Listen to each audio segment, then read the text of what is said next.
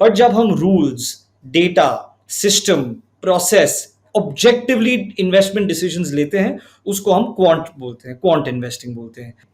There is much better data access and data quality. Second, the technology to use this has also evolved significantly. And third, the talent to use this data and use this technology has also grown in India significantly. मेरे portfolio ने कितना बनाया? It's not about individual stocks. It is about a portfolio approach to returns and risk. If my portfolio is generating 25-27% compounded annual returns, and I can do it more repeatably, more objectively, more sustainably, and my returns are granular. किस चीज से repeatable, sustainable, consistent alpha बने, risk better हो, जब market चढ़े तब हमारा portfolio market को आउट परफॉर्म करे, जब मार्केट गिरे तब हमारा पोर्टफोलियो भी गिरेगा, बट मार्केट से कम गिरे, और ये हम रिपीटेडली अगर कर सके तो हमारा सस्टेनेबल अल्फा बनते रहेगा. We have a risk analyst, economist, CMT, CFA, fundamental analyst, statistician, बहुत सारे अलग अलग साइंस के लोग, पाइथन प्रोग्रामर्स, और हम सब मिलके एक एक एरिया ऑफ एक्सपर्टीज को कवर करते हैं टू मेक श्योर कि हमारी स्ट्रैटेजी में ये सब पहलू कवर्ड हो. मल्टी एसेट डायनामिक पोर्टफोलियो, जो एक डायनामिक एसेट एलोकेशन स्ट्रैटेजी है, जो सिर्फ एक एसेट क्लास में नहीं पर कई एसेट क्लासेस में इन्वेस्ट करता है to basically manage risk and bad markets, bear markets में वो पैसे बचाने की कोशिश करता है, और बुल मार्केट्स में वो पैसे ग्रो करने की कोशिश करता है. बट ओवरऑल जब ये बचाओ कमाओ रिपीटेडली करते रहता है, तो ओवर अ 3-5 ईयर पीरियड बहुत ही कम ड्रॉडाउन, कम वॉलेटिलिटी के साथ वो अच्छा रिटर्न जनरेट कर सकता है.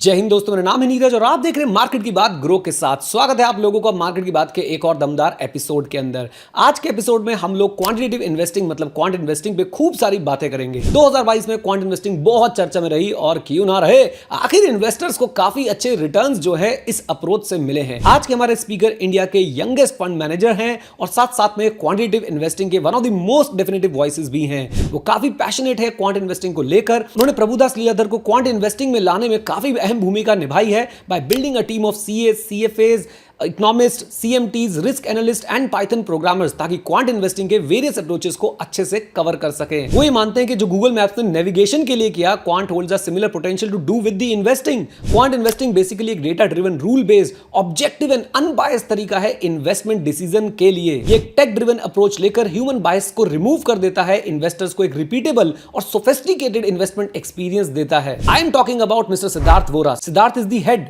Investment strategy end fund manager eight PL PMS. His expert insights and perspectives are often cited in leading business publications and channels like CNBC, ET Now, The Economic Times, Mint, Business Standard, Money Control, BQ Prime, Forbes, The Financial Express, The Hindu Business Line and Business Today. तो pen और notebook उठाइए, पानी की बोतल लेके बैठिए और बिना किसी देरी के शुरू करते हैं मार्केट की बात ग्रो के साथ with Siddharth Vora. Hi Siddharth, welcome to the show. कैसे हैं आप? Hi Neeraj, amazing. आप कैसे हैं? मैं बिल्कुल ठीक हूँ, और आज बहुत सारे जो है वो सवाल जवाब होने वाले हैं आपसे. और सबसे पहला सवाल, जब हमारी टीम रिसर्च कर रही थी तो सामने ये निकल के आया कि आप सबसे ज़्यादा बातचीत करते हैं क्वांट इन्वेस्टिंग के बारे में. पहला ऑब्वियस क्वेश्चन ये है कि क्वांट इन्वेस्टिंग जो है वो क्या है, और आजकल ये इतना जो है फेमस क्यों हो रहा है, आजकल ही क्यों हो रहा है, पहले क्यों नहीं था. तो मैं ये दो चीज़ें जानना चाहूँगा. सबसे पहले स्टार्टिंग करते हैं कि what do you mean by quant investing layman terms में, ताकि हमारा जो ऑडियंस है, जो लेमैन है, वो समझ पाए इसको. तो लेमैन टर्म्स में एक बहुत मैं सिंपल एग्जांपल दूंगा कि बेसिकली जब कोई शेफ होता है और वो एक रेसिपी फॉलो करता है, और वो रेसिपी के हर स्टेप को देख के जब वो खाना बनाता है, और वही रेसिपी को देख के जब 20 जन खाना बनाते हैं, तो हायर चांस है कि वो आउटपुट या जो डिश है वो सेम टेस्ट आएगा, सेम फ्लेवर्स रहेंगे, सेम प्रेजेंटेशन होगा. पर जब हम कोई बहुत अलग टाइप के शेफ से मिलते हैं जो बोलता है कि मुझे रेसिपी वैसिपी नहीं चाहिए, मैं अपने अंदाज से बनाऊंगा खाना, ऐसा जब होता है तो उसको हम ट्रेडिशनल इन्वेस्टिंग बोलते हैं. जब ज्यादा reliance on judgement, intuition, gut feeling, experience, emotion, ये सब जहां आ जाता है, उसको हम ट्रेडिशनल इन्वेस्टिंग बोलते हैं. पर जब हम rules, data, system, process, objectively investment decisions लेते हैं, उसको हम क्वांट बोलते हैं, क्वांट इन्वेस्टिंग बोलते हैं. तो फर्क इतना ही है, इवेंचुअली दोनों से हमको आइडिया स्टॉक्स के ही निकालने हैं, बनाने पोर्टफोलियोज ही हैं, बट जो मेथड है क्वांट का वो ज्यादा सिस्टमैटिक, प्रोसेस ओरिएंटेड और रिपीटेबल है। रिपीटेबल इसीलिए बिकॉज रेसिपी यूज करके आपको पता है नेक्स्ट 5 दिन के लिए अगर मैं सेम डिश बनाना चाहूं तो वो सेम तरह से बना पाऊंगा। बट अगर मैं अंदाज से बनाता हूं तो कब बहुत अच्छा बन जाएगा, कब थोड़ा कम अच्छा बनेगा, वो सब फ्लक्चुएशंस आते रहेंगे। राइट मतलब आप ये कहना चाहते हैं कि क्वांट में जो है एक step by step process follow होता है, जबकि ट्रेडिशनल इन्वेस्टिंग में जो है वो गट फीलिंग या इमोशंस जो है वो फॉलो होते हैं। अंडरस्टैंडिंग, एक्सपीरियंस, इंट्यूशन, उसमें भी एनालिसिस होता है, but finally it is not a objective process, which means 3 years back if I picked a stock which went up 3x or 4x, there is no way to say that my method will work today also in getting me the same returns. Right so throwing emotions out of the investment process. तो हमारा starting point ये है कि yes we believe that humans are very intelligent, they have lot of wisdom and insights, but we also know that humans are highly emotional. हमारे पास इतने सारे emotions है और स्टॉक मार्केट में जब ये इमोशंस का तड़का लगता है तो बात बहुत बिगड़ जाती है। बट मतलब मैं आपको एक कॉन्ट्रा व्यू देता हूँ इसके ऊपर।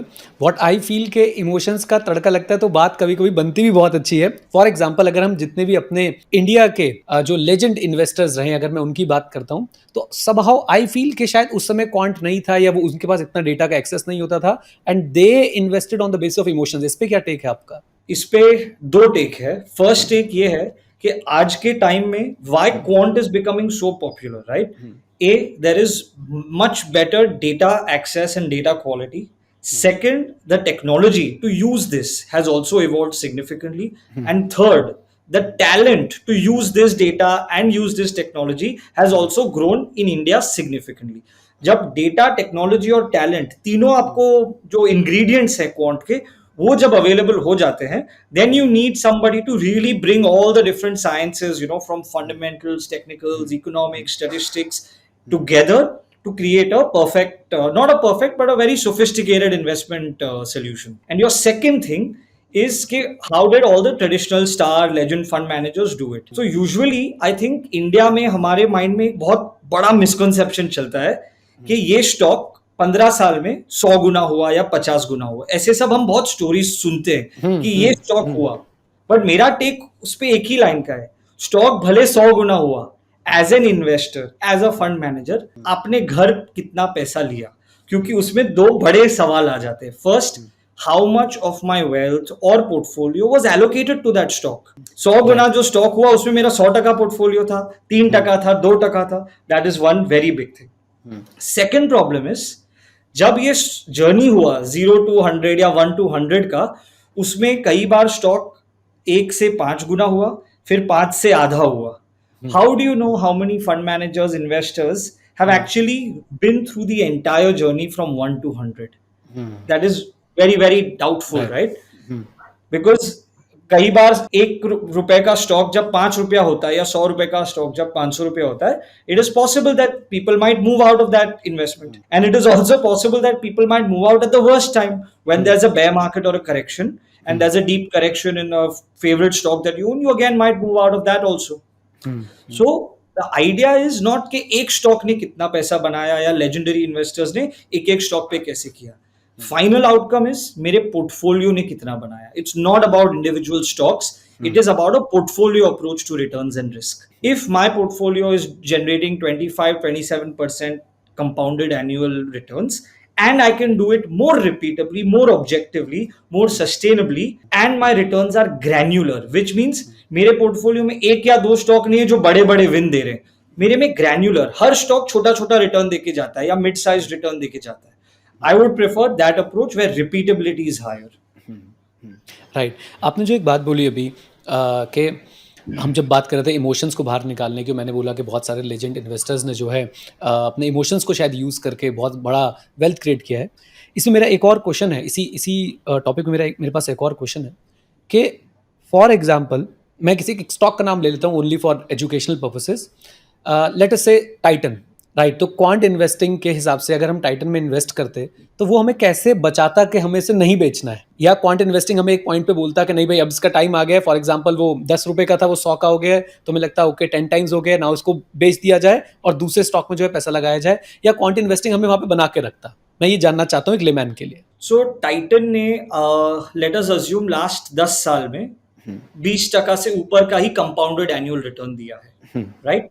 नाउ माय आइडिया इज कि मेरा पोर्टफोलियो बनता कैसे है। हर स्टॉक के लिए there is a fundamental evaluation, a fundamental score around quality growth, there is a valuation analytics, there is a valuation score, there is a technical analytics for momentum, volatility, sentiment, and we have a sector and style tilt as well.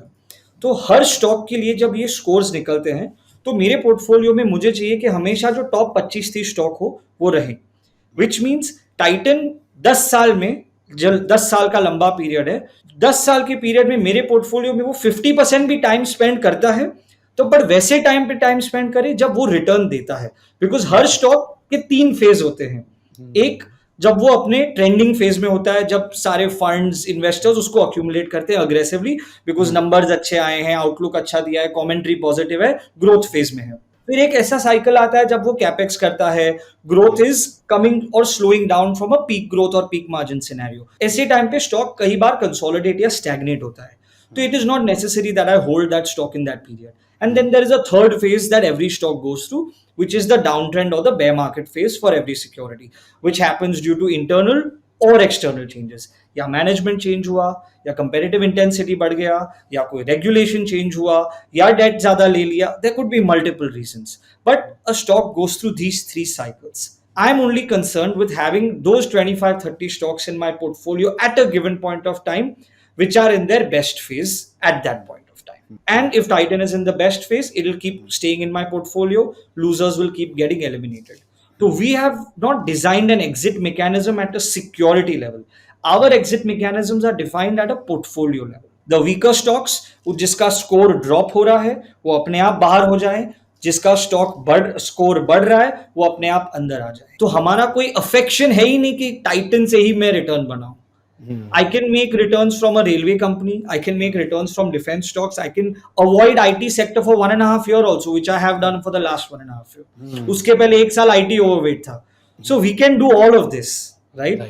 कोई affection नहीं, हमारा focus बहुत clear है, किस चीज से repeatable, sustainable, consistent alpha बने, risk better हो, जब मार्केट चढ़े तब हमारा पोर्टफोलियो मार्केट को आउट परफॉर्म करे, जब मार्केट गिरे तब हमारा पोर्टफोलियो भी गिरेगा बट मार्केट से कम गिरे, और ये हम रिपीटेडली अगर कर सके तो हमारा सस्टेनेबल अल्फा बनते रहेगा। तो मुझे ऐसा समझ आ रहा है कि quant investing is ChatGPT of investing, am I right? I think the example I used earlier was Google Maps के 20 साल पहले हम सब रास्ते याद रखते थे कि इधर जाना है, इधर से मुड़ना है, वो नुक्कड़ पे वो चाय वाला है, वो चाय वाले को पूछना उसके बाजू में वो बिल्डिंग है, वैसे हम काम किया करते थे। But I think in the times to come, अभी गूगल मैप जिस तरह से लोग यूज करते हैं, nobody bothers stopping to ask somebody, nobody bothers remembering a road, right? आजकल के जमाने में तो हम किसी के फोन नंबर भी याद नहीं रखते, बट आई थिंक हमारे पेरेंट्स के जनरेशन में उनको एटलीस्ट उनके जो टॉप 25-30 इंपॉर्टेंट जन है सबके फोन नंबर भी याद रहते थे। तो आज वो चीज ऑब्सोलीट हो चुकी है with Google maps, with the new smartphones. तो चैट जीपीटी थोड़ा और ज्यादा एडवांस्ड है, but yes we are heading towards that end for sure we will get there also with the progress. But Google map की अपनी खुद की disadvantages भी होती हैं, कई बार वो आपको ऐसे स्ट्रैंडेड प्लेसेस पे ले जाके छोड़ देता है कि हम भी कंफ्यूज हो जाते हैं कि अब जाना कहाँ से, यहाँ से, M I right? Google maps को अगर हक है कि आपको स्टैंडर्ड प्लेस में ले जाने का, तो क्वांट को भी थोड़ा तो हक है कि वो भी गलतियां कर सकते हैं। जब हम इंसान को राइट देते हैं कि वो मिस्टेक कर सके, बड़े बड़े डिसीजन गलत ले सके, सेक्टर एलोकेशन में बड़ा मिस्टेक कर सके, स्टॉक सिलेक्शन में बड़ा मिस्टेक कर सके, एटलीस्ट क्वांट में ये है कि हम मिस्टेक्स और लूजर्स को टाइमली एलिमिनेट कर सकते हैं, बिकॉज हमारा कोई अफेक्शन नहीं होता। But in a more traditional approach, जब हम मिस्टेक करते हैं तो हमको 3-4 साल तो रियलाइज होने में लग जाते हैं कि हमने मिस्टेक किया है, बिकॉज तब तक हमारा वो लव अफेक्शन चलते रहता है वो सिक्योरिटी स्टॉक के साथ। राइट, वो इमोशन की वजह से वो स्टॉक के साथ अटैच रहते हैं। एग्जैक्टली। सो ये जो इमोशंस हम बोलते हैं, जो ग्रीड और फियर, वो हमसे बहुत सारी चीजें करवाते हैं मार्केट में। कभी कभी वो हमसे इनएक्शन करवाते हैं। इनएक्शन मीन्स कि मुझे पता है मुझे इसमें से निकलना है पर मैं नहीं निकल पाता हूँ। कभी कभी ओवर ट्रेडिंग कराते हैं, because market is going really strong, so you feel कि I am not in the best stocks, let me change my portfolio. कभी कभी डिलेड डिसीजन मेकिंग होता है, कभी कभी अर्ली एग्जिट होता है। There are multiple ways that greed and fear impacts your decision making, because हर इन्वेस्टर को लॉस हटाना है या लॉस अवर्ट करना है, विच मीन्स कोई भी इन्वेस्टर 100 रुपए की चीज जो 150 पे हो और 100 रुपए की चीज जो 50 पे हो, उन दोनों में आप उनको पूछ के देखना, आपको एक चीज में बुकिंग, प्रॉफिट बुकिंग या लॉस बुकिंग करना है, आप कौन सी चुनोगे? 100% वो 150 वाला ही बुक करेगा और 50 वाला वेट करेगा कि ये 100 रुपया आएगा तब मैं इसमें से निकल जाऊंगा। Right right. बट साइकोलॉजी और इमोशंस जो है वो बहुत ज्यादा आपकी वेल्थ क्रिएशन में हर्डल बन जाते हैं। वही हर्डल बनते हैं। राइट। मेरे पास एक बड़ा ही फ्लिप्ड क्वेश्चन है। आप क्वांट इन्वेस्टिंग पे बहुत बोलते हैं और बहुत सारी बातें आप बताते हैं, सबको नॉलेज देते हैं, बट मैं आज आपसे स्ट्रेट अवे क्वेश्चन पूछना चाहता हूँ और प्लीज डिप्लोमेटिक आंसर मत दीजिएगा, स्ट्रेट अवे बताइएगा फ्लिप साइड क्या है। So what is the catch? क्या कोई नेगेटिव है ही नहीं? नेगेटिव है तो क्या है क्वांट इन्वेस्टिंग का? सो क्वांट इन्वेस्टिंग का जो 3-4 बड़े बड़े मैं रिस्क समझता हूँ वो ये है कि एक as data sources keep evolving, कैसे एज ऑफ टुडे मैं लास्ट 20 साल का डेटा या 25 साल का डेटा स्टडी करके कुछ स्ट्रेटेजीज, रूल्स, प्रोसेसेस, फ्रेमवर्क्स बनाते हैं। As we move ahead in time we will have more and more new sources of data that will become more relevant. So again, we have to keep reinventing the wheel to test that. So there is a flux in how important data becomes as time passes. That is the first thing, the evolution of data itself. Secondly, 10 साल पहले ये बहुत problem हुआ करता था India में at least कि data clean नहीं होता था, तो वो डेटा क्लीन करने में हमको बहुत एफर्ट डालना पड़ता था। Fortunately as we stand today बहुत सारा डेटा अच्छे क्वालिटी का अवेलेबल है, so this is not a big issue.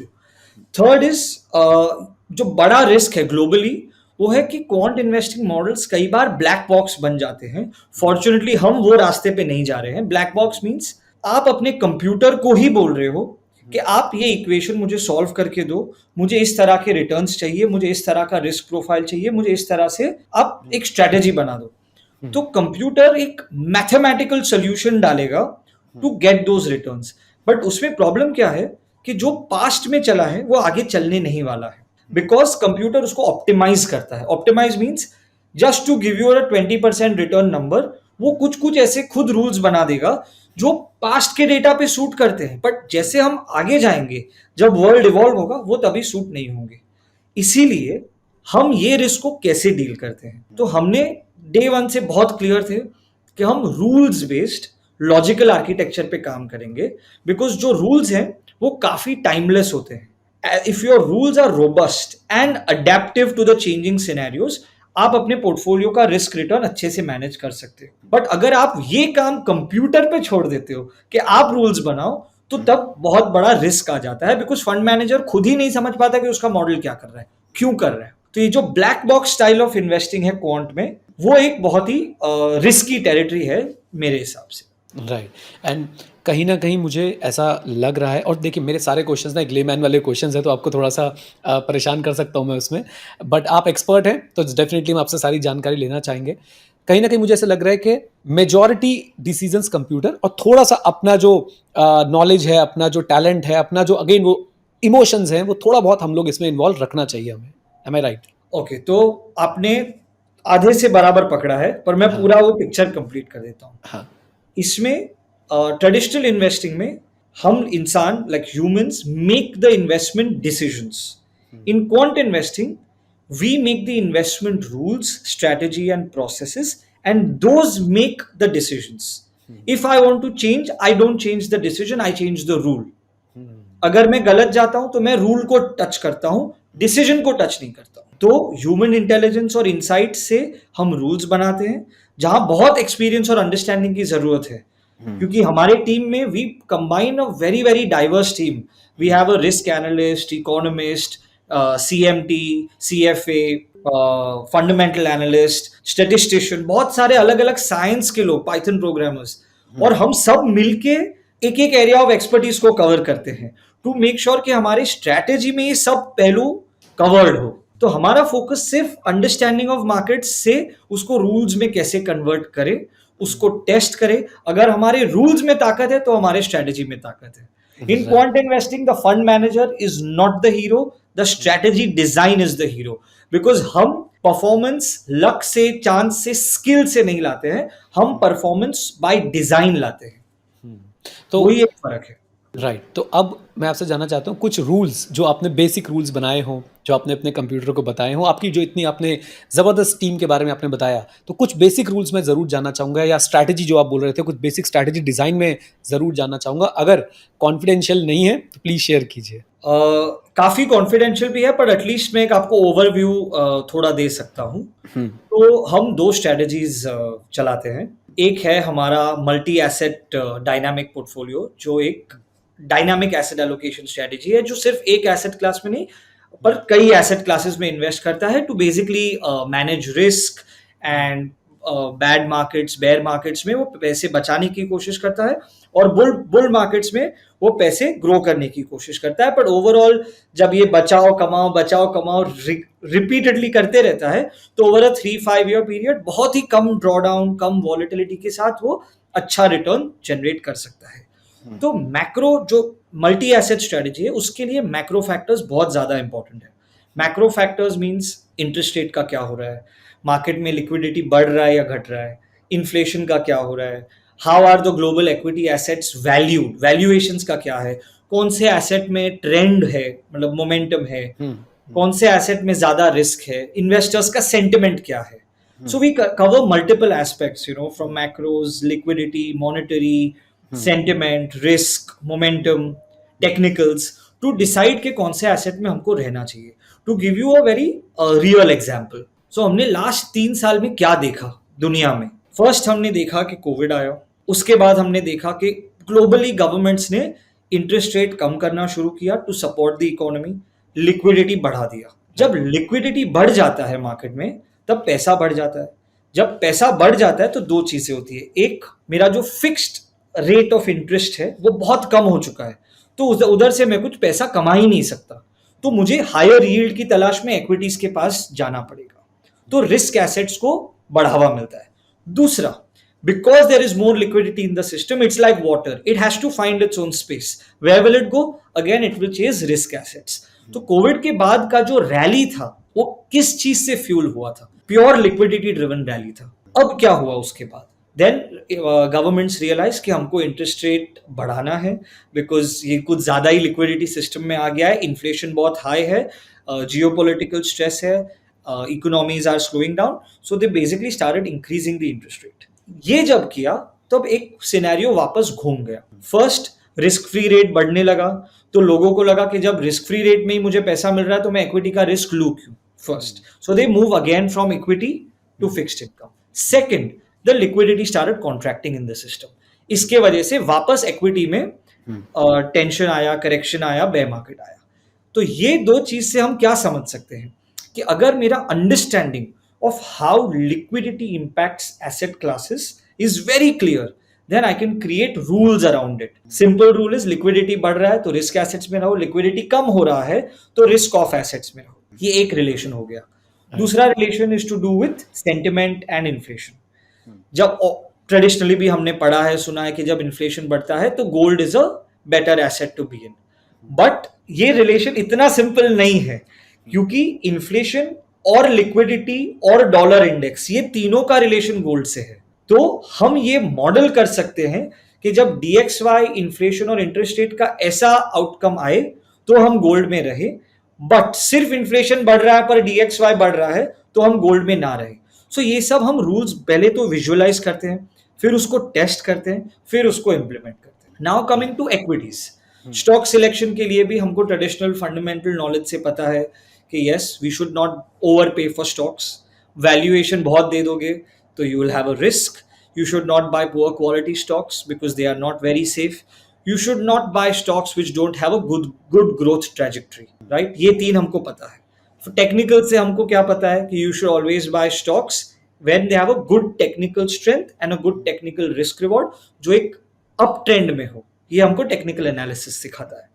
Macro से हमको सीख मिलती है कि ग्लोबल मैक्रो स्टडी करके you need to time when to be in risk on assets, when to be in risk off assets. पर जब ये हम तीनों साइंसेस कंबाइन करके रूल्स बनाए तो हमारे पोर्टफोलियो में ऐसे स्टॉक आते हैं जिनका ग्रोथ ट्रैजेक्टरी भी अच्छा हो, जिनके लिए हम एक्सेसिव वैल्यूएशन भी नहीं भर रहे, और जिनके लिए हम क्वालिटी में भी कॉम्प्रोमाइज नहीं कर रहे, और ऐसे स्टॉक्स हमेशा मिलते हैं। राइट, तो these are some of the examples of rules जो हम अपने कंप्यूटर को अपने सिस्टम के अंदर इनपुट देते हैं and then they take the decision and we follow that decision कि ये स्टॉक बाय करना है. Exact exact right, right. जब हम बात करते हैं different different approach of investing की, तो काफ़ी फेमस एक अप्रोच है वैल्यू इन्वेस्टिंग, या फिर अब एक और चीज़ आई थी ग्रोथ इन्वेस्टिंग. राइट, तो इनके लिए ना हमारे पास एक डेटा है, एक हमारे पास एक डेटा है जिसको हम देख के बोल सकते हैं ओके दिस थिंग्स वर्क. क्या ऐसा ही हमारे पास क्वांट इन्वेस्टिंग का भी कोई बैक टेस्टिंग अवेलेबल है, कोई डेटा अवेलेबल है कि दिस थिंग्स वर्क, या अभी हम एक्सपेरिमेंटेशन फेज में है? Okay, it's a very good question.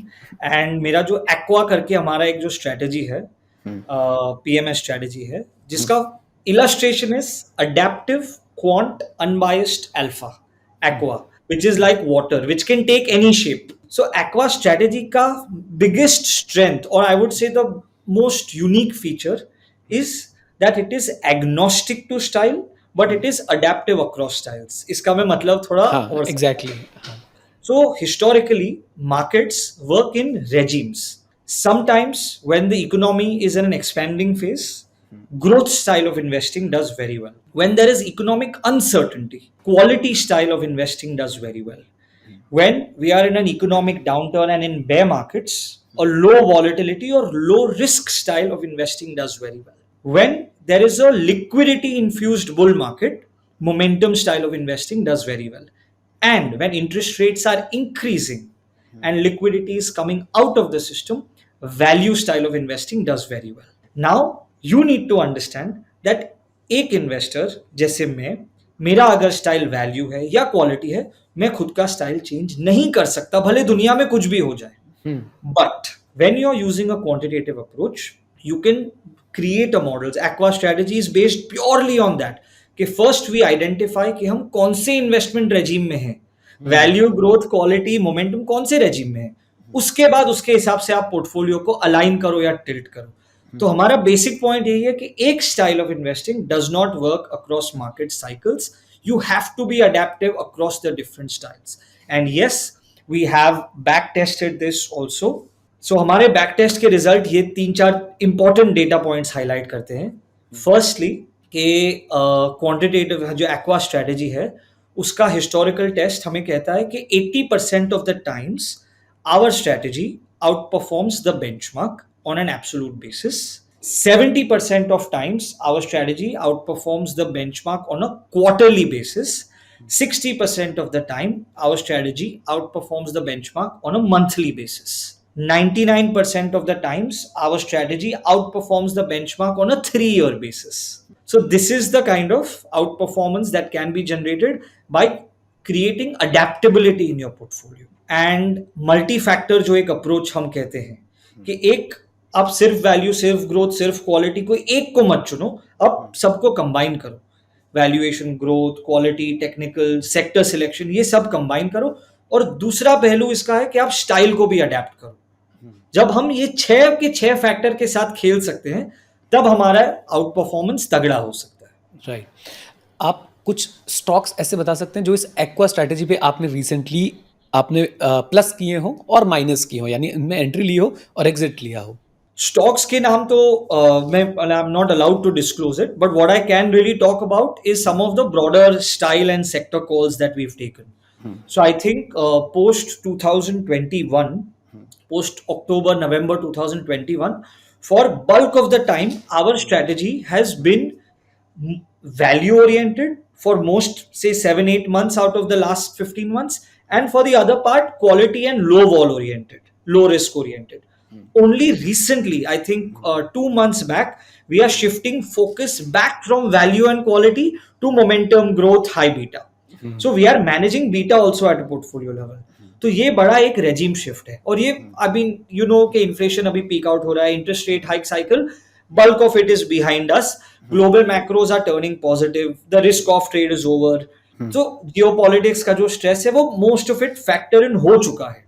तो ऐसे सिनेरियो में our models are saying कि now it's the time to move back to growth, back to momentum, back to high beta versus पिछला 1.5-2 साल हम वैल्यू, क्वालिटी, लो wall में थे. तो ये हमारा स्टाइल शिफ्ट हुआ है. दूसरा, just post COVID, our portfolio was very aggressive on IT, pharma. After that जो आईटी फार्मा का साइकिल जब खत्म हो गया, we were completely out of IT pharma for 1.5 year and focused on PSUs, defense, capital goods, autos. Bulk of our portfolio was positioned to these sectors. So the idea is, last 1.5 साल में जब IT pharma चला ही नहीं है, वो मेरे portfolio में है ही नहीं. I don't need to waste my portfolios capital and time on sectors which don't have all the factors working in their favor. And neither do I have any bias कि defense PSU owned sector है, government orders है, government पैसा देगी या नहीं. I'm not concerned with those biases. If the growth outlook is improving for the defense industry, I should be owning it. If the valuations are comfortable for the defense industry, I should be owning it. If the sentiment and trend around defense is positive, I should be owning it. Now, when this changes, my model will tell me to get out of it as well. Right. So आपकी बातों से मैं ये investors को confirm कर दूं कि we are in a bull run, क्योंकि अब वैल्यू को छोड़ के हम वापस से जो है ट्रेंडिंग स्टॉक्स की तरफ, ट्रेंडिंग काउंटर्स पे जा रहे हैं. Yeah, so we made the shift 2 months back when we shifted from value, low vol, high quality, from a more defensive stance to a more aggressive stance. Right. कुछ और बातें अगर आप पहले तो मैं ये जानना चाहता हूँ कि ये हमने इतनी सारी जो बातचीत करी, आपने इतनी सारी डिटेल्स बताई, बहुत ही इंटरेस्टिंग लगी, बट क्या ये एक रिटेल इंडिविजुअल इन्वेस्टर के लिए इज इट पॉसिबल कि वो खुद का अपना एक क्वांट फ्रेमवर्क बनाए और उसके हिसाब से वो डिसीजंस ले, उसके हिसाब से वो एंट्री एग्जिट ले स्टॉक के अंदर, उसके हिसाब से डिसाइड करे वो कौन से रजीम आने वाला है, या उसको फिर एक्सपर्ट्स की मदद लेनी ही पड़ेगी यहाँ पे? आई थिंक ये जो क्वांट की दुनिया है वो काफी time, effort, people consume and money consuming process है. It's like putting a factory, right? Because आपके पास सिर्फ अगर प्रोग्रामर्स हो तो प्रोग्रामर्स को तो बहुत इवॉल्व लेवल का अंडरस्टैंडिंग होता नहीं है फाइनेंशियल मार्केट्स का, तो सिर्फ उनसे काम नहीं बनेगा. आप सिर्फ कोई fundamental analyst, technical analyst, economist को लेके आओ, उसको प्रोग्रामिंग का नॉलेज नहीं होगा. आप कोई स्टैटिस्टिशियन को लेके आओ जिसको मैथमेटिक्स बहुत अच्छे से समझता है, डेटा एनालिटिक्स अच्छे से समझता है, बट ना ही उसको फाइनेंशियल मार्केट समझता है, ना ही उसको प्रोग्रामिंग समझता है. तो ये पूरा खेल एक बहुत डाइवर्स साइंस और डाइवर्स टीम का है, जो आप एक साथ जब लाते हो तब जाके आप कुछ क्रिएट कर सकते हो. इट्स लाइक सेइंग कि मुझे अगर वेफर खानी है तो मैं घर पे मेरे हिसाब की वेफर बना लूंगा, बट अगर मुझे वेफर का बिजनेस करना है तो मुझे तो फैक्ट्री लगेगी, लेज का पूरा लाइन लगाना पड़ेगा. तो वो करना आई वुड से इंडिविजुअल लेवल पे काफी टफ है. फ्रैंकली ये मैं अकेला भी खुद नहीं कर सकता, ये पूरा एक टीम एफर्ट है. Right, great. गोल्ड की बात आपने बीच में की थी, और गोल्ड का प्राइस अगर मैं बात करूं, पिछले दिसंबर से अगर मैं बात करूं तो बहुत ज़बरदस्त रिटर्न्स जो है उसने दिए हैं, बहुत हाई पे गया है, और आपकी फर्म हमेशा जो है प्रो गोल्ड रही है. बट आज की डेट में अगर कोई रिटेल इन्वेस्टर आपसे जानना चाहता है कि सिद्धार्थ प्लीज़ बताइए, is it the right time to enter into gold, और नाउ वी शुड वेट कि वो ओवर वैल्यू हो चुका है, या अब उसके गिरने का वेट करें, कुछ ऐसा क्या थॉट्स हैं इसके ऊपर? तो फर्स्टली गोल्ड का जो एलोकेशंस है वो हमारे एक्विटी स्ट्रेटजी में तो नहीं होता, बट हमारे मल्टी एसेट स्ट्रेटजी में होता है. It's allowed in that by mandate of the strategy. So last November 2022 में हमारे मॉडल्स ने हमको सिग्नल किया to increase the gold allocation significantly. तो नवंबर तक हमारे पोर्टफोलियो में तकरीबन 7-7.5% गोल्ड का एलोकेशन था. नवंबर से मार्च तक वो एलोकेशन 21% पर था. सो नवंबर में हमने सीधा 7.5 का 21% किया, and we ride it till say around March, and then gradually we've been trimming it, and as of today we are close to 6% in our portfolio. Again, gold का जो play है वो simple है. अगर अनसर्टेनिटी बढ़ रहा है, अगर इन्फ्लेशन बढ़ रहा है, अगर इंटरेस्ट रेट्स पीक होके स्टेबलाइज हो रहे हैं, तो gold is a good hedge in your portfolio because it is negatively correlated to equities. तो जब रिस्क ऑफ खेलना है तो gold is usually a good asset class if supported by other macros. अब हमारा मॉडल बोल रहा है कि risk off period is over, geopolitical stress is hugely factored in, rate hike cycle bulk of it is behind us, inflation is peaking out. In a scenario like this, the levers and triggers for gold to go up are reducing, and because these levers are reducing, our allocation to gold has been reducing. Again, I can only give you a view in light of what we are doing in the strategy as governed by our models. ये मेरा personal या subjective view नहीं है, this is what we are doing. And अगर कल जाके कोई negative surprise या ग्लोबल इवेंट हो जाता है तो हमारा गोल्ड एलोकेशन चेंज भी हो सकता है, बढ़ भी सकता है, but as of today we are at 6% only. which is not a very huge overweight on gold. Right, मतलब आपका सिस्टम आपको प्रॉम्प्ट देगा कि भाई दिस इज द टाइम कि आप गोल्ड में और इन्वेस्ट कीजिए बिकॉज ऑफ सर्टन इवेंट, तो आप उसमें दोबारा से पोजीशंस बना लेंगे. Exactly. But as of today, you can say we are not gung ho about gold as of today. Yes, we have been, but we've also booked healthy profits, 18-20% profits we've booked in gold. So we are fairly comfortable with our gold allocations. Right. अगर मैं आपसे आपके personal portfolio के बारे में पूछूं तो वो कैसा दिखता है एसेट एलोकेशन वाइज? तो कितना इक्विटी में, कितना डेट में, कितना गोल्ड में, किस तरह से आपने एसेट एलोकेशन कर रखा है अपने पर्सनल पोर्टफोलियो? I think मेरा portfolio, I think 85% जितना तो equity oriented ही है, and around 8% जितना gold में रहेगा और बाकी का छोटा मोटा debt में रहेगा. But my portfolio is more tilted towards equity. That's because of multiple reasons. Obviously, I'm young, so I have a better risk taking appetite and a longer time horizon. As probably I evolve further, my asset allocation might become a little more conservative. But I think for the next decade or two, at least, I'll be equity focused. India is the best market in the world to be in right now. We have pretty much 10-15 years of clear structural growth across multiple areas. IT में तो हम global leaders है ही. अब manufacturing का पूरा Tailwind आ रहा है. Global manufacturing and export oriented India बनने जा रहा है. Plus domestic consumption and government and infrastructure focus with defence, roads etcetera बहुत स्ट्रांग है. तो I think India is on a strong footing, to be honest. तो इंडियन इन्वेस्टर बिटवीन 20 to 40 की as पे तो आई थिंक सोचना भी नहीं चाहिए कि इक्विटी ओवरवेट ही होना चाहिए. राइट. एक बात मुझे जाननी है, जैसे आपने अपनी स्ट्रैटेजी के बारे में बताया एक्वा, एंड अगर आप प्लीज़ ये बता पाएँ कि CAGR टर्म्स में क्या रिटर्न निकाला है, कुछ हमें डेटा अगर मिल पाए. मैं उस पर कुछ क्वेश्चंस पूछना चाहता हूँ, इसलिए मैं जानना चाहता था. सो एक्वा स्ट्रेटजी का जो हिस्टोरिकल टेस्ट है, it is compounded at a 30% annual rate for the last 10 years. Wow. And it has beat the benchmark by a 17% margin on average per annum. Wow. If I look at the last 15 years of data, it is compounded at 25% CAGR, and it has beat the benchmark by a 16% margin for the 15-year period. Right. So 10 साल में 30% compounding, 15 साल में 25% और compounding, benchmark से बड़ा मोटा outperformance. So that has been the record of the strategy so far. Right. बहुत ही अमेजिंग नंबर्स हैं. 30% कंपाउंडिंग 10 साल Net of cost, net of fees, net of everything in the test. Wow. I have a question कि फिर investors की wealth क्यों create नहीं होती आपके एक्सपीरियंस में? What is the biggest mistake they do जब ऐसी ज़बरदस्त स्ट्रैटेजीज हैं, बहुत सारे ऑप्शंस हैं हमारे पास, डिफरेंट व्हीकल्स हैं इन्वेस्ट करने के लिए, स्टिल आई फाइंड इन्वेस्टर्स जो कहते हैं हमसे तो वेल्थ क्रिएट हो ही नहीं रही है, हमारा तो पैसा डूब गया. What is the biggest mistake जो इन्वेस्टर्स करते हैं जिसकी वजह से वो वेल्थ क्रिएट नहीं कर पाते हैं, ऐसी अपॉर्चुनिटीज का फायदा नहीं उठा पाते हैं? So, firstly, Aqua is a new strategy. We have just launched it a couple of days back right now. Before that, it has been tested, back tested, and it has been prop tested internally. Now we've opened it to investors as well.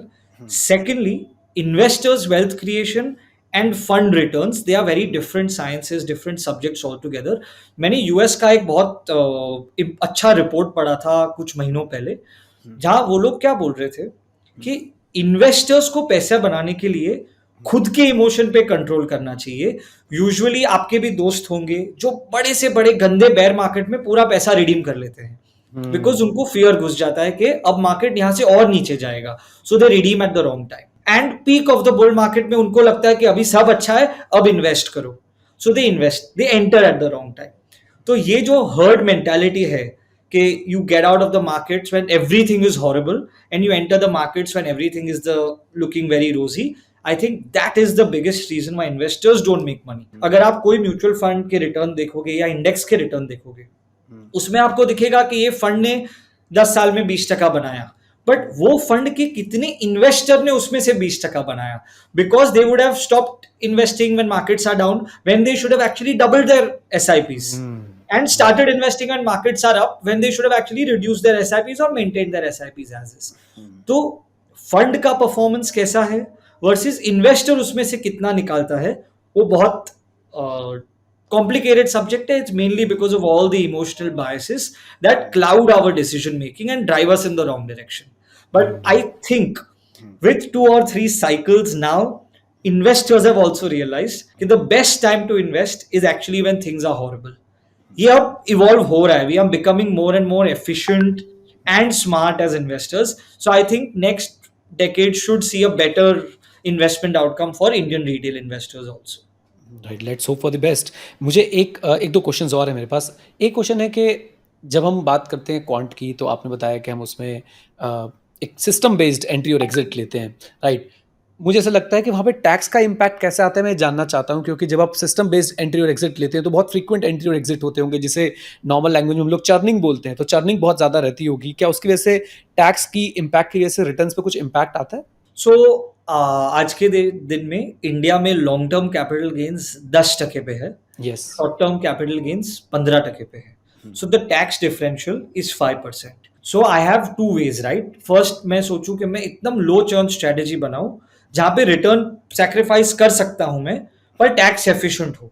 दूसरा strategy ये है कि मैं थोड़ा high churn strategy accept करूं, but जहां return superior हो, फिर भी इन्वेस्टर खुश रहेगा बिकॉज टैक्स फाइनली प्रॉफिट या रिटर्न में से जाता है. तो अगर मैं ज्यादा रिटर्न पे इंक्रीमेंटेड 5% टैक्स डिफरेंशियल एक्सपेक्ट करता हूं, which is still a better outcome than कम रिटर्न पे ज्यादा टैक्स एफिशिएंसी दूं. राइट. ओके, तो मतलब इस एंगल से देखना है कि थोड़ा रिटर्न बढ़ जाएगा तो 5% हमें ज्यादा चुभेगा नहीं. 5% ज्यादा चुभेगा नहीं, बिकॉज अगर 0% और 30% होता, राइट, टैक्स डिफरेंशियल, तो yes, churn is not advisable.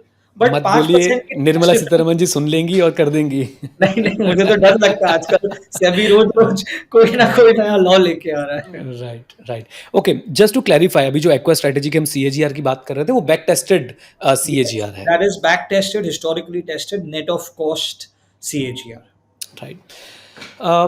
समझ लीजिए कि मैं आपके पास आता हूँ आज और मैं आपसे बोलता हूँ कि मुझे क्वांट इन्वेस्टिंग में जो है अपना करियर बनाना है. I want to learn it, I want to execute it, मुझे अपनी वेल्थ क्रिएट करनी है. आपकी तरह मैं भी एक जो है फंड मैनेजर बनना चाहता हूँ. मैं पब्लिक का पैसा जो है मैनेज करना चाहता हूँ, राइट. तो क्या आपकी एडवाइस रहेगी कि क्या स्पेसिफिक स्किल्स या नॉलेज है जिसके ऊपर मुझे आज फोकस करना चाहिए ताकि मैं एक क्वांट इन्वेस्टिंग को अच्छे से सीख पाऊँ, उसे अप्लाई कर पाऊँ? सो आई थिंक इसमें तीन इंपॉर्टेंट चीजें आ जाती है. First is education, second is upskilling, and third is on the job learning. ये तीनों चीजों के कॉम्बिनेशन से इसमें आप आगे बढ़ सकते हो. To start with, for any person who wants to build a career in quant, a combination of two things is very important. Any one fundamental science of investing, whether it is economics, technicals, fundamental analysis, accountancy, financial analysis, ये एक science का understanding plus programming skills या statistical skills, ये तीनों में से कोई दो स्किल जिसके पास अच्छे से डेवलप हो जाए, वो बहुत अच्छा कर सकता है ये फील्ड में. Only programming not good enough, only understanding fundamentals not good enough, only understanding technicals still not good enough. You need a combination of skill sets. And nowadays there are wonderful programs out there. There is CQF, there is EPAT, there is CMT, CFA also to a certain extent. World Quant University है जो quant के space में बहुत अच्छे अच्छे programmes, degrees करवाते हैं students से. तो there is lot of education, professional education available for students who want to pursue a career in this. Then there is courses like FRM also. So multiple educational options are there to build your base. Education के बाद थोड़ा relevant work experience with firms who are really focused on doing good work in the field of quant. Along with that, some definitely Coursera, Udemy, any online digital universities में Python सीखो, programming सीखो, R सीखो, MATLAB सीखो, ये सब सीखना चाहिए. तो थोड़ा सेल्फ ड्राइव हो तो आदमी पढ़े, कुछ अपस्किल करे एंड फिर ये फील्ड में काम करे, तब जाके ये फील्ड में अच्छा कुछ करियर बन सकता है. राइट. आई थिंक काफ़ी कुछ हमने चर्चा करी क्वांट इन्वेस्टिंग के बारे में. मुझे बहुत कुछ सीखने को मिला. कोई मैसेज जो आप इन्वेस्टर्स को, रिटेल इन्वेस्टर्स को देना चाहते हैं, कुछ मोटिवेशन देना चाहते हैं इन्वेस्टिंग के लिए, तो प्लीज़. आई थिंक मैसेज यही है कि as the world is evolving, हम एक new era of growth and new era of investing में है आज की तारीख में. बिकॉज बहुत अच्छा टैलेंट हमारे देश में है, बहुत अच्छा टेक्नोलॉजी आज के टाइम में अवेलेबल है, and there are more sophisticated methods of investing in the dynamic and complicated markets. So yes, you must try to really understand and find out about these new investment styles and methods, And once you are convinced on them, you should obviously have some exposure to some of these strategies, which are built after 3-4 years of rigorous design and testing, and blends obviously multiple sciences.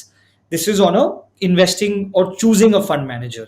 The second thing I would like to say is, when you follow an adaptive style of investing, हम आपसे वो burden ही निकाल दे रहे हैं कि आपको choose करना है कि अच्छा अगले 6 महीना में थोड़ा वैल्यू स्टाइल फॉलो करूं, उसके 6 महीने के बाद मैं ग्रोथ स्टाइल फॉलो करूं, या मैं कोई वैल्यू फंड में इन्वेस्ट करूं या ग्रोथ. हम ये बर्डन हटा देना चाहते हैं इन्वेस्टर से, because investors cannot find and keep changing their style and style orientations. So we wanted to create an adaptive strategy which can adapt as per the changing regimes. That is one thing. And the last thing is, please कभी भी कोई एक factor या एक छोटे से data point को लेके डिसीजन मत बनाओ. इन्वेस्टमेंट डिसीजन, रिपीटेबिलिटी और सस्टेनेबल सक्सेस के लिए बहुत रिसर्च जाता है, बहुत टेस्टिंग जाता है. एंड हमारा इन हाउस फिलॉसफी है, you can trust it only if you can test it. We don't trust if we can't back it with data. So if as a layman, as a retail investor, आपको कुछ सुनाई दे रहा है या कोई tip आ रहा है और आपको एक छोटे से इंफॉर्मेशन पे आप लाइफ का कोई बहुत बड़ा डिसीजन लेने वाले हो, वो सही भी चले जाए तो भी वो गलत है, because you will not be able to repeat it going ahead. ऐसे प्रोसेसेस बनाओ, ऐसा माइंडसेट बनाओ कि इन्वेस्टमेंट डिसीजंस में रिपीटेबिलिटी आए, कि आज जो मैं कर रहा हूं अगले साल में इतना अच्छा या इससे बेहतर कर पाऊं. सिद्धार्थ, मेरे पास एक बहुत इंपॉर्टेंट क्वेश्चन है, और वो ये है कि ग्लोबल ट्रेंड्स जो हैं, अगर हम उनकी तरफ देखें क्वांट इन्वेस्टिंग में, वो क्या है, और इंडिया में किस तरीके से क्वांट इन्वेस्टिंग जो है वो एमर्ज हो रही है, मैं जानना चाहूँगा. और इंडियन कॉन्टेक्स्ट में किस तरह की अपॉर्चुनिटीज इसमें दिखती हैं आपको, क्या यहाँ पे सक्सेसफुल हो पाएगी या नहीं. सबसे पहले शुरू करना चाहेंगे कि ग्लोबल ट्रेंड्स क्या है, क्या जो डेवलप्ड नेशंस हैं वहाँ पे क्वांट इन्वेस्टिंग को आज की डेट में कुछ वैल्यू मिलती है, लोग बाग क्वांट इन्वेस्टिंग फॉलो करते हैं. सो ये आंसर मैं डेटा के साथ करूंगा. तो यूएस में जो अभी आज का सबसे बड़ा मार्केट है ग्लोबली, उसका अगर हम डेटा देखें तो 35% of all the assets managed in America are managed quantitatively. Around 45% is managed passively. Less than 20% is managed actively और ट्रेडिशनली. इंडिया का अगर मैं आपको मिक्स बोलूं तो तकरीबन 18% is passive. Less than 0.5% is managed quantitatively, and almost above 80% is managed traditionally. In every industry, in all the fintechs that we've seen, हमने देखा है कि यूएस में जो 10-12 साल पहले हो जाता है, इंडिया में उसके 10-12 साल बाद ऐसा एक ट्रेंड देखा है हमने, कोई भी टेक डिसरप्शन या रेवोल्यूशन में. तो पॉइंट इज कि जो 0.5% का नंबर है वो इतना छोटा है बहुत बड़े बेस पे.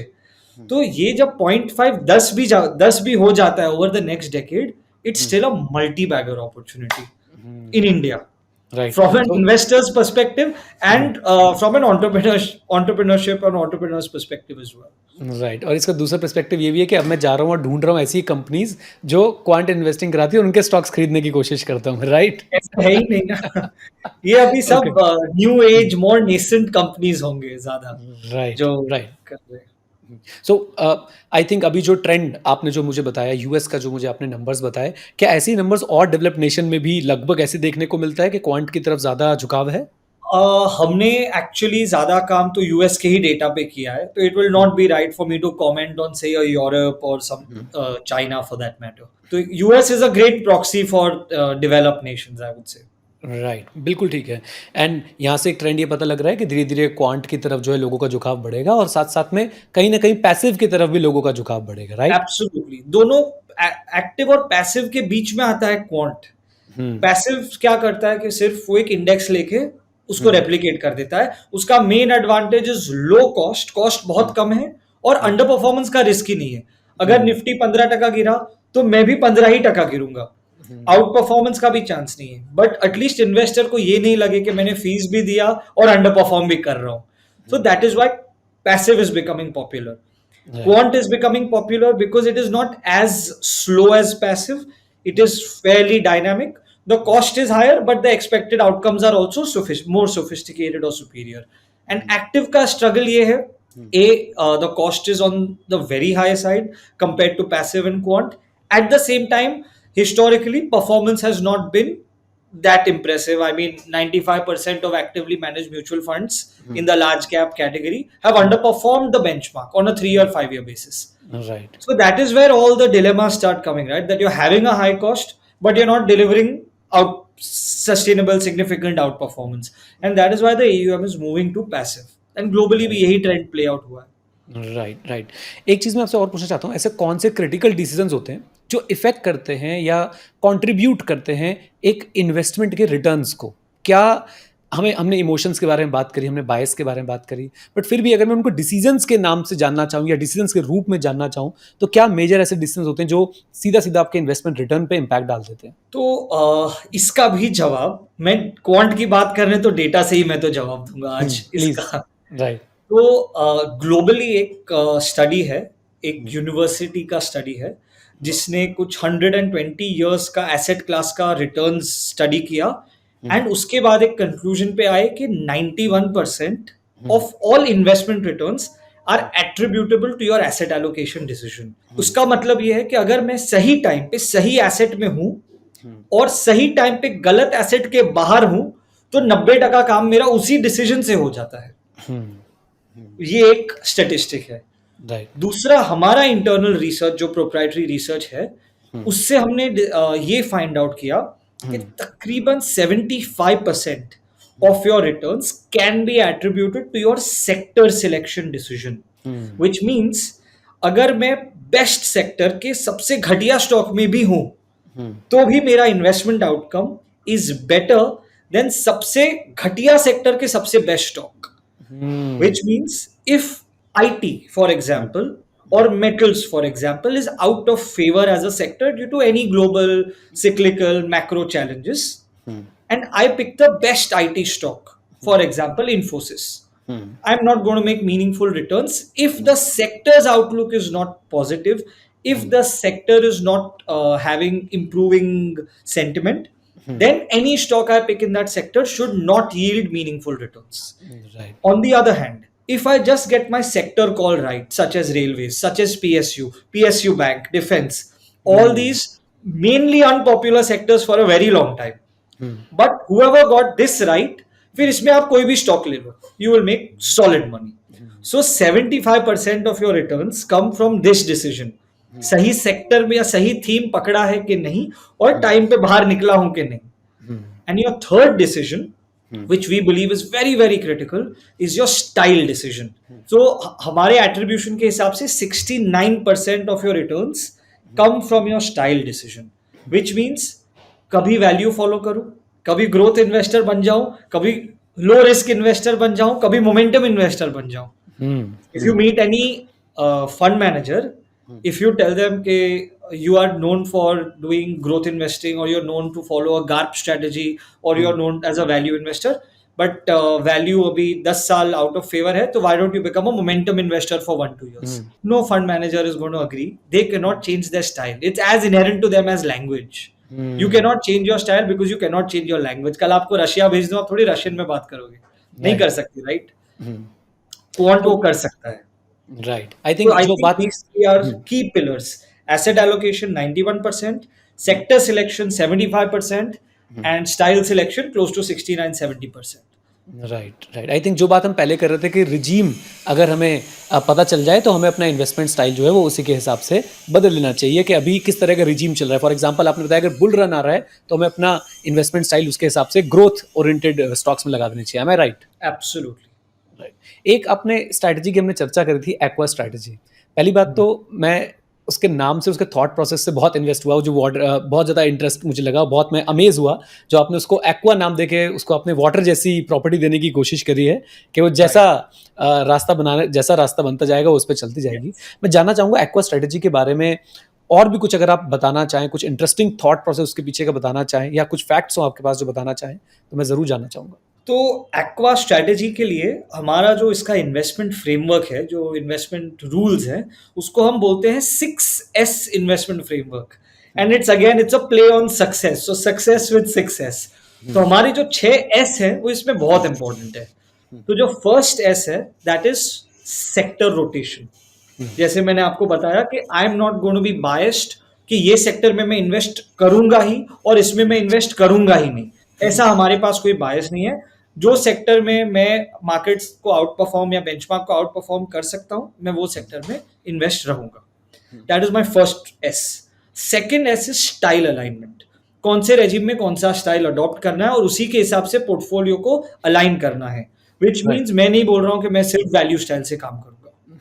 The third S is superior fundamentals. When I get my sector and style right, my strategy will try to choose those stocks which have within the universe the most superior fundamentals. मैंने एक word use किया superior. Superior का मतलब is very different from best fundamentals. Best fundamentals means on an absolute basis बहुत अच्छा होना। Superior का मतलब ऑन अ रिलेटिव बेसिस बहुत अच्छा होना। To give you an example, जब कोई हम कंपनी की क्वालिटी के बारे में समझना चाहते हैं तो हम बोलते हैं कि आरओई 15% होगा, 20% होगा, फ्री कैश फ्लो इतना होगा, मार्जिन 12% होगा तो ये कंपनी अच्छी है, डेट जीरो होगा तो ये कंपनी अच्छी है। मैं बोलता हूं हमारे लिए वो डेफिनेशन ही गलत है। अगर मैं एफएमसीजी कंपनी में इन्वेस्ट कर रहा हूं जो एवरेज इंडस्ट्री एवरेज ही 35% 30% आरओई बनाता है, उसमें अगर मुझे 18% आरओई वाली कंपनी मिली तो वो मेरे लिए अच्छी नहीं है। It is inferior compare to its peer set, right? But if I am looking at a cement company और एन इंफ्रा कंपनी जिसका इंडस्ट्री एवरेज 4% आरओई बनाने का है, उसमें मुझे 18% आरओई वाली कंपनी मिली तो वो मेरे लिए बहुत अच्छी कंपनी है। तो हम जो लेंस से फंडामेंटल्स को इवैल्यूएट करते हैं वो एक रिलेटिव लेंस है, कि हम बोल ही नहीं रहे कि ये आरओई या ये मार्जिन या ये डेट इक्विटी अच्छा है या बुरा है। Within your peer set, within your past history, are you better off और are you worse off? So दो ही चीज से कंपेयर करना है। मेरा हिस्ट्री था 25% आरओई का, अब मैं आ गया हूं 19% आरओई पे, so I am not as good as I used to be, so that is bad. My peers are operating at 12% EBITDA margin. I am operating at 19% EBITDA margin. I am better than them. So we evaluate fundamentals with a relative lens. So this was my third S, superior fundamentals. Right. The next S is strong technicals. Strong technicals means every stock has phases of outperformance and underperformance. Technicals evaluate momentum, trend, sentiment, and volatility to tell you कि at this point of time ये company में रहना फायदेमंद है या फायदेमंद नहीं है। Technicals don't try to tell you कि ये कंपनी अच्छी है या बुरी है। No, at this point of time मेरे पोर्टफोलियो में ये कंपनी का होना मुझे अल्फा देगा या ड्रॉ डाउन देगा, उतना ही मुझे सोचना है, right? So technicals is my fourth pillar. My fifth pillar is sound valuations. And sound बहुत इंपॉर्टेंट वर्ड है, क्योंकि मैं ऐसा भी नहीं बोल रहा हूं कि मुझे सस्ती कंपनीज चाहिए, मैं ऐसा भी नहीं बोल रहा हूं कि मुझे महंगी कंपनीज चाहिए। साउंड का सिर्फ इतना ही मतलब है कि जब मैं कोई कंपनी के वैल्यूएशंस इवैल्यूएट करता हूं, मैं तीन चीज देखता हूं उसमें। Company A versus its history, company A versus its peers, company A versus its historic relationship to the market, which means a Titan has always traded at a 2.5x premium to market PE. Market का PE अगर 18 है तो Titan 40 के नीचे कभी history में भी trade नहीं हुआ है। तो 40 PE for Titan is not expensive, first.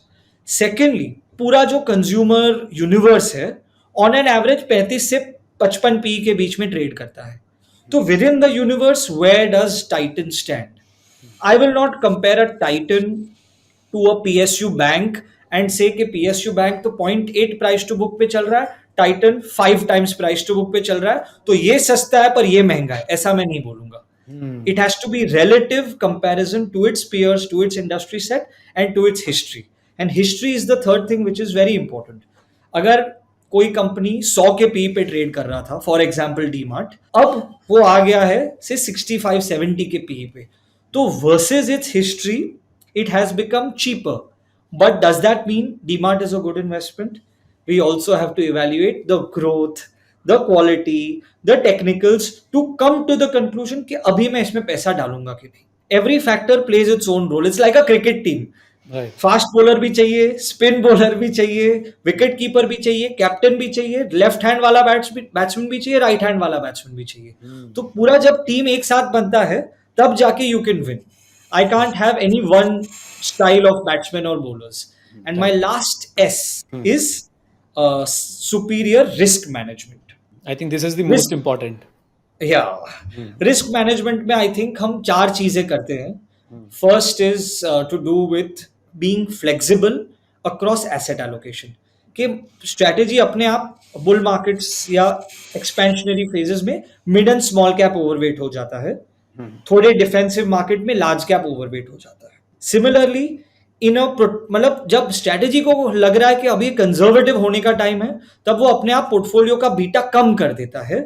But जब स्ट्रेटेजी अग्रेसिव हो जाता है तो अपने आप वो पोर्टफोलियो बीटा बढ़ा देता है. So asset allocation, beta management, timely rebalancing and investing in highly liquid stocks. हमारे बहुत सारे लिक्विडिटी के फिल्टर्स है टू मेक श्योर कि हम जो रिटर्न्स कमाएं वो ऐसे पेनी स्टॉक से ना कमाएं कि हम ही उसका वॉल्यूम पूरा खा जाए, right? Because they are very illiquid small size companies. We want institutional scalability for strategies like this. And that is why it is very important कि हमारे stocks liquid हो. तो liquidity, asset allocation, beta management and regular rebalancing are the 4 ways we manage risk at the portfolio level. Right. Great. I think इसे बोलते हैं हमारी भाषा में यत्र तत्र सर्वत्र. इसमें फंडामेंटल, टेक्निकल और जितनी भी चीज़ें आ सकती थी आपने सारी चीज़ें जो है वो कवर कर ली हैं. एंड आई होप कि ये स्ट्रैटेजी आने वाले समय में बहुत ही ज़बरदस्त रिटर्न्स जो है वो इन्वेस्टर्स को निकाल के देगी. Right. Thank you very much Siddharth. मैंने बहुत एंजॉय किया और बहुत कुछ सीखा. उम्मीद करता हूँ हमारे जो ऑडियंस है वो भी बहुत एंजॉय करेंगे, बहुत कुछ सीखेंगे. Thank you very much once again. Thank you Neeraj so much. It was a lovely session. मुझे भी बहुत मजा आया आपसे बात करके. तो आ जाते हैं आज के सेशन के समरी सेगमेंट के अंदर. उम्मीद करता हूं आप लोगों ने भी अपने नोट्स बनाए होंगे. मैं आप लोगों को कुछ पॉइंटर्स बता रहा हूं और बाकी सारे पॉइंटर्स जो है वो आपने कमेंट बॉक्स में कमेंट करके बताने हैं. सबसे पहले क्वांट इन्वेस्टिंग की सबसे खास बात यह है कि यहाँ पे इमोशंस की और बायस की बिल्कुल भी जो है वो जगह नहीं है. आप लोग बस बनाएंगे रूल्स और उस रूल्स के बेस पे होंगे डिसीजंस और वो डिसीजंस जो है फिर हमें फॉलो करने हैं. एक बहुत इंपॉर्टेंट बात जो मुझे इस सेशन में सीखने को मिली वो ये कि आपको अलग अलग रिजीम में अलग अलग स्टाइल ऑफ इन्वेस्टिंग जो है वो अपनाना पड़ता है. लेकिन ह्यूमंस जो है अपने स्टाइल ऑफ इन्वेस्टिंग को इतनी जल्दी छोड़ नहीं पाते हैं. बट क्वांट इन्वेस्टिंग वहीं पे आपकी हेल्प करता है कि वो automatically depending upon the parameters and the inputs वो अपने इन्वेस्टिंग स्टाइल को चेंज करता है और according to the regime of the stock market अपने इन्वेस्टिंग स्टाइल को बदल देता है. फॉर एग्जाम्पल अगर मैं आपसे बात करता हूं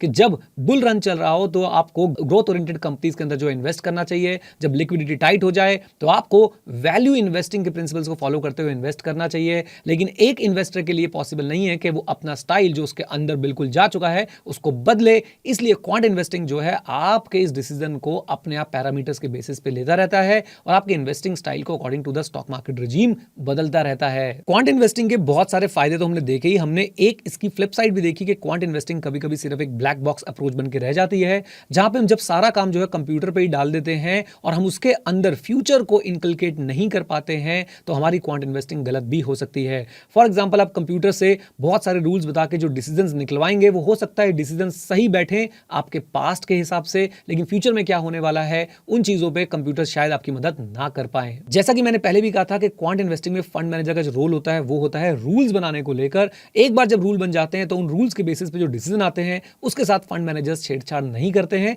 उन डिसीजंस को अपना लिया जाता है. और जाते जाते एक बहुत इंपॉर्टेंट बात हमें पता चली कि क्वांट इन्वेस्टिंग की पॉपुलैरिटी अगर हम यूएस में देखें तो बहुत ज्यादा है. Around 35% of the money is manage through quantitative investing और इंडिया में वो भी बहुत कम है. यानी आने वाले समय में इंडिया में क्वांटिटेटिव इन्वेस्टिंग का चलन जो है वो बहुत बढ़ सकता है और बहुत सारा पैसा जो है वो क्वांटिटेटिव अप्रोच से मैनेज हो सकता है. आपके क्या थॉट्स हैं क्वांट इन्वेस्टिंग के बारे में कमेंट बॉक्स में फिर से रिक्वेस्ट करूंगा जरूर बताइएगा. चैनल पर अगर नहीं तो इसे सब्सक्राइब कर लीजिएगा, वीडियो को लाइक नहीं किया तो लाइक कर दीजिएगा. आप लोगों से मिलते हैं मार्केट की बात ग्रो के साथ के एक और धमाकेदार एपिसोड में बहुत ही जल्द. With this note guys, thank you very much. Stay connected, stay here. जय हिंद. और हम मित्रों सीखते रहें क्योंकि सीखना शुरू तो जीतना शुरू. Bye bye and take care. God bless you all.